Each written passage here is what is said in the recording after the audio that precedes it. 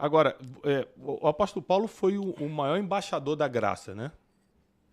Qual é o livro que o senhor acha indispensável? Eu quero entender sobre salvação.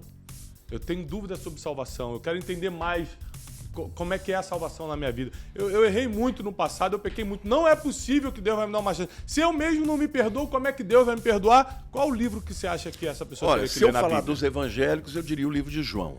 Livro de João. Porque o livro de João, o evangelho de João, é aquele que apresenta Jesus como Deus, como nenhum outro. Não é? Ele é o verbo encarnado, é ele quem é o livro de João, que tem o texto clássico, né? Porque Deus amou o mundo de tal maneira que deu. João 3,16. 3,16. Agora, em termos doutrinários, muitos livros são importantes, mas eu diria Romanos. Porque Romanos é um livro extraordinário do ponto de vista teológico e ele é quase que um arcabouço de toda a teologia paulina. O capítulo 1 de Romanos diz que todos pecaram. Não, no primeiro capítulo os gentios pecaram, estão fora, né? Um texto clássico que fala até de como eles adoraram a criatura e não o Criador. E por isso foram entregues às próprias paixões. As próprias paixões. O capítulo... Inclusive homens com homens, mulheres com mulheres. Isso, exatamente. O capítulo 2 fala dos judeus. Mas aí ele diz, olha, não pense você que é judeu que você está escusado. Porque ele começa a dizer, aqueles que com lei pecaram, com lei serão julgados. Pela lei serão julgados. E ele mostra como os judeus também pecaram. E a própria consciência que tem no coração vai acusá-los. Aí ele chega no 3, ele chega à conclusão, se gentios estão fora da salvação por si mesmos, e os judeus também estão, todos pecaram e destituídos estão da glória de Deus. Romanos 3, 23. No capítulo 4 ele apresenta Abraão, e aí começa a graça, contar sobre a história da graça. No 5 ele fala, justificados mediante a fé temos paz com Deus por meio do nosso Senhor Jesus Cristo. No 6 ele faz a pergunta, bom, então se é pela graça, eu não tenho que fazer nada, então eu posso pecar à vontade? Ele disse, não, claro, porque não. Quem vive em pecado é escravo do pecado. Aí no 7 ele fala, mas pera lá, e agora? Porque eu olho para dentro de mim e eu percebo uma luta que há entre mim. Porque o bem que eu quero fazer eu não faço. O mal que eu não quero, esse eu faço. Miserável homem que sou. Quem me livrará do corpo dessa morte? Graças a Deus por Jesus Cristo.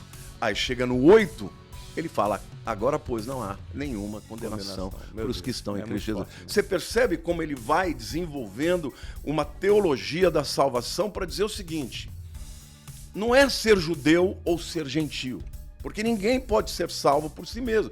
É por causa de Jesus e pela graça. E nos capítulos 9 a 11, ele já introduz um outro assunto, que é o assunto do judeu e dos gentios. Porque aí o gentio começa a achar, o judeu rejeitou, então Deus rejeitou os judeus.